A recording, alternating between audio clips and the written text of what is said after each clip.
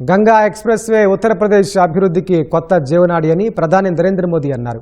మే 4న వెలువడనున్న assembly ఎన్నికల ఫలితాలు వికసిత భారత్ సంకల్పాన్ని మరింత బలోపేతం చేస్తాయన్నారు. ఈ ఫలితాలు దేశ అభివృద్ధి వేగానికి కొత్త శక్తిని అందిస్తాయని తెలిపారు. ఉత్తరప్రదేశ్లో పర్యటిస్తున్న ప్రధాని మోదీ రెండో రోజు పలు అభివృద్ధి కార్యక్రమాల్లో పాల్గొన్నారు. కాశీ విశ్వనాథ ఆలయాన్ని దర్శించిన తర్వాత హర్దోయ్లో 594 కిలోమీటర్ల పొడవైన 6 లైన్ల గంగా ఎక్స్ప్రెస్ వేను ప్రారంభించారు.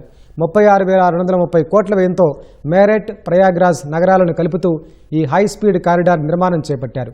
ఈ రెండు నగరాల మధ్య ప్రయాణం 10 నుంచి 12 గంటల నుంచి 6 గంటలకు తగ్గనుంది. ఈ ఎక్స్ప్రెస్ వేతో ఉత్తరప్రదేశ్లో రోడ్డు కనెక్టివిటీ మరింత విస్తృతం కానుంది. పారిశ్రామిక పెట్టుబడులు, రవాణా, వ్యవసాయ ఉత్పత్తుల మార్కెటింగ్తో పాటు ప్రాంతీయ సమతుల్యతను పెంచుతుందని భావిస్తున్నారు.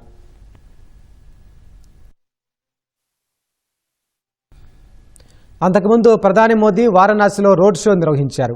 రోడ్డుకి ఇరువైపులా బారులు తీరిన ప్రజలు ప్రధానిపై గులాబీ పూలు చెల్లారు. బనారస్ లోకోమోటివ్ వర్క్స్ నుంచి ప్రారంభమైన ప్రధాని రోడ్ షో 14 కిలోమీటర్ల దూరంలో ఉన్న కాశీ విశ్వనాథ్ ఆలయం వద్ద ముగిసింది. వారణాసి నగరంలో ఇప్పటి వరకు జరిగిన రోడ్ షోలో ఇది పెద్దదని బీజేపీ నేతలు తెలిపారు. ఆలయ ప్రాంగణంలో ప్రధాని మోదీకి డమరుకనాదంతో స్వాగతం పలికారు. వేద మంత్రోచ్చరణల మధ్య ప్రధాని మోదీ పూజలు నిర్వహించారు. అనంతరం వారణాసి ప్రతినిధులు ప్రధానికి త్రిశూలం, డమరుకం, సంప్రదాయ కండువాను బహూకరించారు. ప్రధాని ఆలయం నుంచి బయటకు వస్తుండగా భక్తులు హరహర మహాదేవ్ అంటూ నినదించారు. ప్రధాని వారికి అభివాదం చేశారు.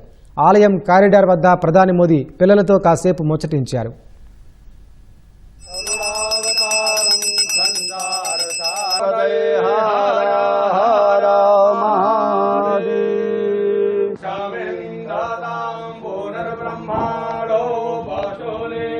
भाग देवेभ्यो मे देवेभ्यो विदेवेभ्यो देवेभ्यो विदधाति ददाति विदेवेभ्यो देवेभ्यो विदधाति